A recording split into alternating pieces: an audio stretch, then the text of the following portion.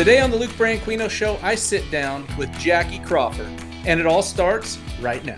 You're not retired, you've changed your direction of travel. I'd said before the year started, I was like, I won't completely not go, but I'll go to, my favorite ones and the bigger ones that we can leisurely get to. I know you're trying to bait me into a touchy subject. I am not doing such a thing. Well, because you're the voice, okay? Let's talk about the American 2026. Mm-hmm. Is there an opportunity there for you to maybe win 1 or 2 million? I guess we don't know yet. Yeah, we don't really know. I mean, I would think it should be 2 million. That's how it worked before.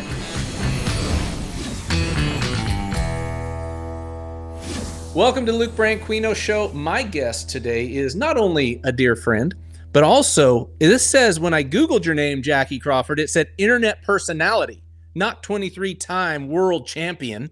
What's up with that? How are you? Thanks for joining me, by the way. Thanks for having me. I'm glad I made it. Have you Googled your name yet and found internet personality?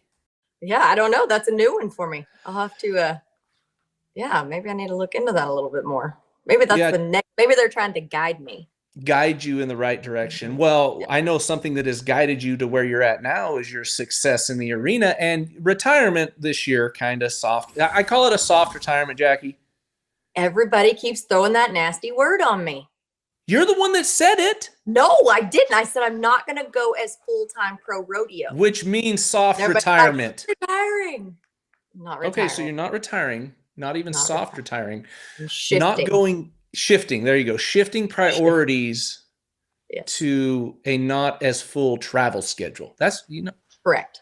Yeah. Yes. Well, even with you shifting priorities, still had some success. I say some success. I think you set arena records this year at a couple major rodeos, Calgary Stampede being one of them.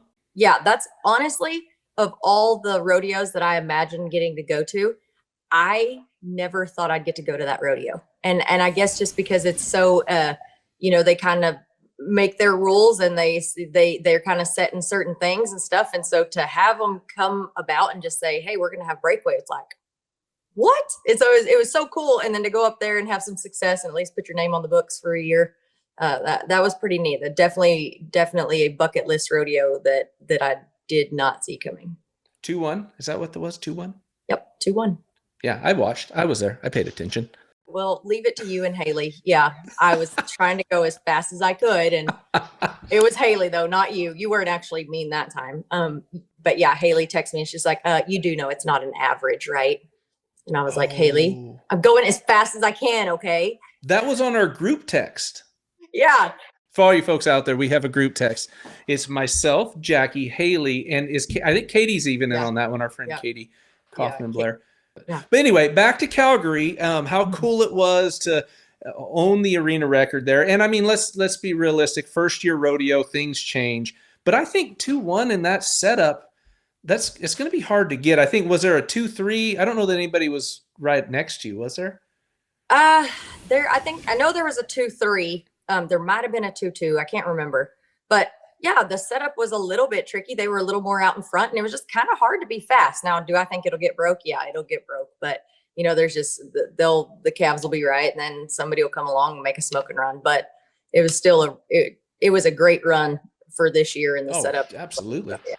Yeah. And with your changing, I mean, goal next year, get to Calgary, get to Houston, get to these major rodeos because you're not retired. You've changed your direction of travel. Right. Yeah. I mean, obviously you want to go back to rodeos like that and the big rodeos, and I'd said before the year started, I was like, I won't completely not go, but I'll go to, my favorite ones and the bigger ones that we can leisurely get to in a way, and still not pass up the fun things in between for the kids and whatnot. And so I said I'd go between 40 and 50 rodeos. And I think somebody looked the other day and I went to 51. So it was pretty close to the mark that I had set. So I would say probably the same. And a lot of it honestly depends on, how the winter goes. You know how that is. I mean, if you come out and you have just an unbelievable winter, then go to a few of them and just see if you can hold a spot. But if not, I mean, I don't foresee myself unless something happens and they make some big, huge announcement that they're going to put things into, a special little arena out there, guys, then that might change some plans for at least a year, but I don't see myself like beating myself up to try to make the NFR again and staying gone that long with the kids. So. Well, and you said it right there, staying gone that long with the kids and looking at what you won this year, going to 51 rodeos, you've got to be with the kids through, I'm going to say 90 to 99% of the fun things that I, as a parent, missed. And when you're able to do that, it makes rodeoing, to me, and I learned it now towards the end of my career, I learned it, that is not the important thing. It's being there when your kids need you, sports. And I did the best I could, but I talk about how selfish I was competing. You, the opposite, you had so much success when you were younger, you carried that success even with having kids, but you always kept yourself grounded to the point of family first, kids first, husband right there first with them. And I admire you for that. Well, thanks. And it's not as much, very selfishly, I get to take my kids with me everywhere. And I kind of, I wouldn't rodeo if I couldn't. And so we've created a way to be able to do that, but it's just not fair that Charlie doesn't get to see them. You know what I mean? Because we can't afford as a family to both be going and be on the road, the whole time. And so it's more so that like, he doesn't get to see them as much in the summer. And that's not, I just don't think that's fair. And so. Yeah. Well, but looking again, what you won this year and the few amount of rodeos you went to, there could have been 2 or 3 rodeos. If they hit right, you would have been right back in the top 15 and at the national finals. Absolutely. I didn't consider this year like a huge successful year. I hit a few places and, won a few checks, but I really didn't have just a stellar year, what you would expect of yourself. You know what I mean? Honestly, I really wish that I could like channel my inner Cassie Mowry and go to just be trying to make the minimum amount of rodeos that you can make because you've already got the finals won. That's what I really aspire to do. But, I think, she's kind of one of a kind. So. Yeah, there was one year of my 19 years of rodeoing professionally where I felt like that happened to me. And it wasn't because I planned it that way. It's because I got hurt in September and didn't get to go the rest of the year, but still made the finals and still was lucky enough to win the world. But those, if looking back, you think of, people like that. And Cody Old did it. I think he went to not very many and came back and won the world. Cassie Mowry, the luxuries of being able to do that. But for me, I almost wonder, and everybody's different, right? Everybody's built different. I wonder, do I need to stay out there to be competitive when I get to the national finals? Or could I not and still have the success out there? Yeah, it's definitely something that crosses your mind. And, I think that the good thing is like, I wouldn't say the good thing, but I like to come home and I like to ride young horses. Well, that kind of gets you out of like your killer mode a little bit. It can be good and bad. Either way you look at it. I'm throwing a lot of loops. I'm riding a lot of having to ride correct and do a lot of things. But then when it comes time to compete, trying to step back out there against those girls that maybe have been going, continued going the whole year, it definitely crosses my mind. But the good thing about where we live in Texas is there's so many jackpots and it's not like you're going to go to an easy jackpot around here. And so you can kind of step out amongst those wolves anytime you feel like it, any day of the week, and kind of try to get your competitive side back. So, well, we're going to go to break. And when we come back, we're going to talk more with Jackie about that killer instinct and what it takes to make the national finals. I know you're trying to bait me into a touchy subject. I am not doing such a thing. Well, because you're the voice, okay?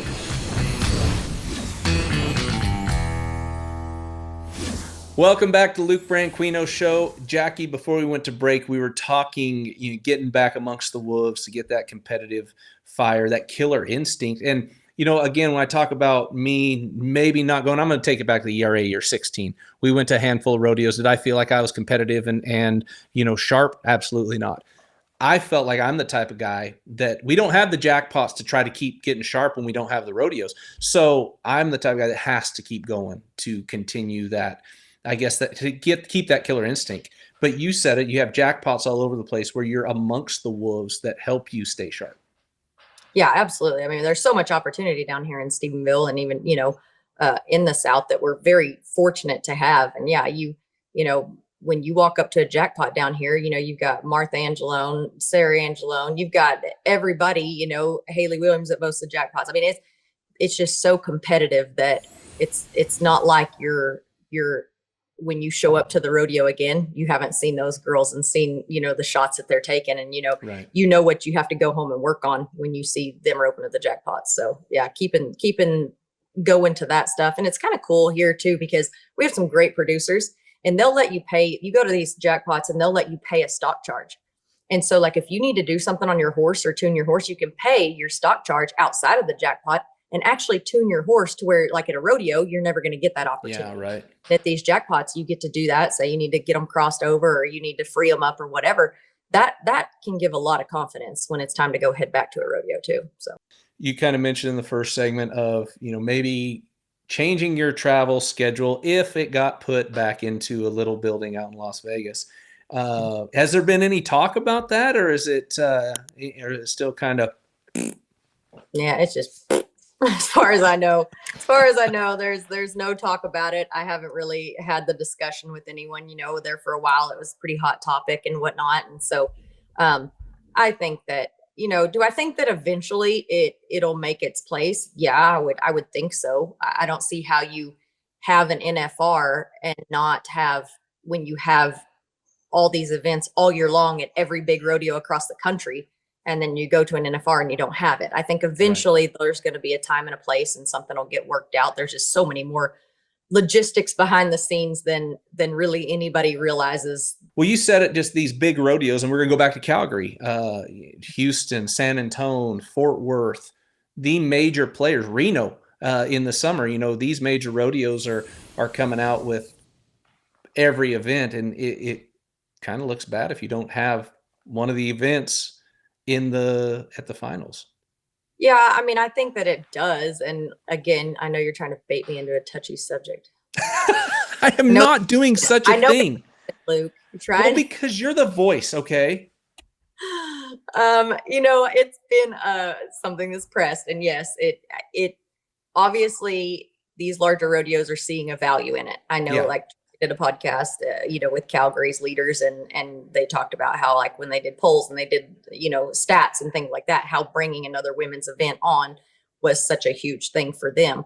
And I think that a lot of rodeos are seeing that and understanding that, and I do, but on the other end of it, I also know that a lot of people don't consider, the extra stock charge that it costs the community, the things that are behind the scenes that you don't think of up front, or people that maybe haven't been inside the industry long enough to understand. It's not just, hey, throw another event in and all this, it's great that there's a ton of entries and things like that. I mean, sometimes it's good. Sometimes it costs more money to have that many entries. And when you open the books up for us, we show up, we show up. The good part of that is we show up and we spend money in your town. A lot of it, women are your consumers. They're your spenders. And I can promise you, every town we go to, we take full advantage of everything that town has to offer. And we bring a lot of people with us. So it's good. And I think that, eventually there is going to be enough pressure from maybe outside sponsors, things that where people are putting their name and their money on girls going down the road, and they're getting to see them all year long. But then when it comes to the Super Bowl, all of a sudden they're not there. And I think that maybe sponsors would hold a lot of clout, because those same sponsors are also part of what goes in to make the NFR happen. Now, on the other side of that, I know that Las Vegas events, for them, it doesn't move the needle for them at all. And so there's that big clash of things going on. Producing some events, Kid Rock and Rodeo being part of the American and producing those events. There's so many things as a contestant I didn't even realize. And, even going to add in the breakaway timing, they want people in and out of that building, go back casino, parking at the back pins, horse stalls, which you think about it, you're adding 15, 20 more horses. Calves, you got 3 pins of 20 head. Maybe that doesn't seem like a lot, but there is a lot on the back end that a lot of people don't realize.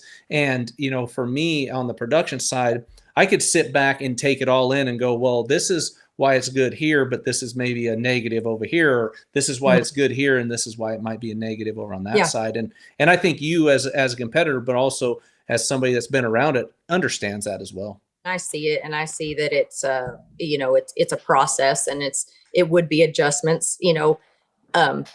you can see it. It was adjustments for all the rodeos. I mean, I remember housing cattle was the problem for Pendleton, you know what I mean? Yeah. Stalls, the whole thing, but they figured it out. And I think that as, you know, the girls continue to bring value to the entire industry, and sponsors and people within the industry really start seeing the trickle effect. I think that it's going to be important enough eventually at some point that it needs to be there. And I think that, you know, we can figure it out. Well, when we come back from break, we're going to switch gears with Jackie. We're going to talk a little bit more American opportunities and television broadcast. Stay tuned. We'll be back. Let's talk about the American 2026. Is there an opportunity there for you to maybe win 1 or 2 million? I guess we don't know yet. Yeah, we don't really know. I mean, I would think it should be 2 million. That's how it worked before.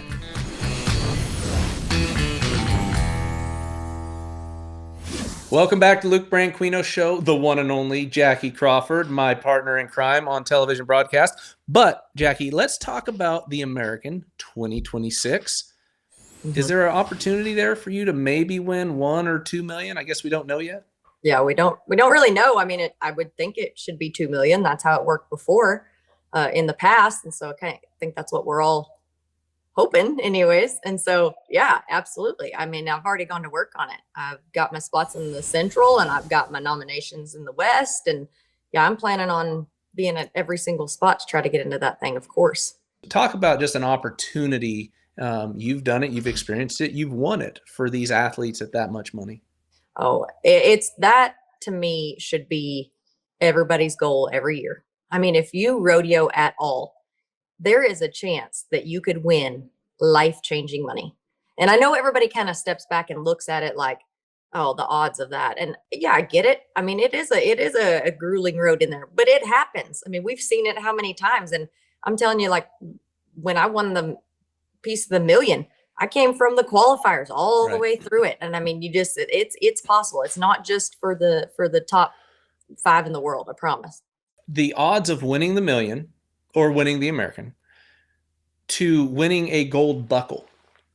And anybody that rodeos, what is their number one goal? Go and win a gold buckle. What are the odds of that compared to going and winning? That'd be an interesting fact. I need somebody way smarter than me to try to figure that out. Yeah. Anyway, you know, so if your goal is to go win a gold buckle, the odds are a lot less, but I'm going to say potentially a lot less than going to try to win $1 million at the American or 2 million.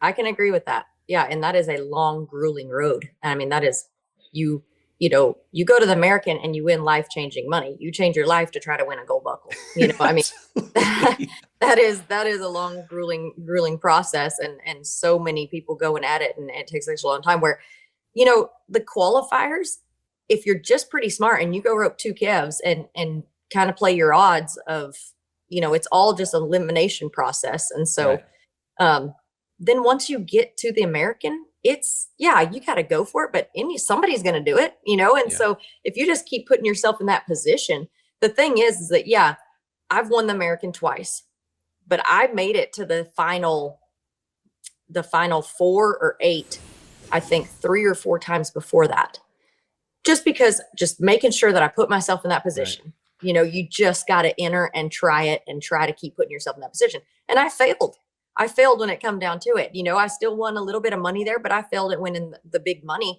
however many times. But when you dangle that amount of money in front of someone, and everyone knows how expensive this industry can be, I'm going to go for that amount of money. Great advice from Jackie Crawford on the American. So I hope you're listening. And if you are, give that info to everybody you know. We're going to go to break. And when we wrap up with Jackie, we're going to talk a little bit about television broadcast and how much fun we've had on the road.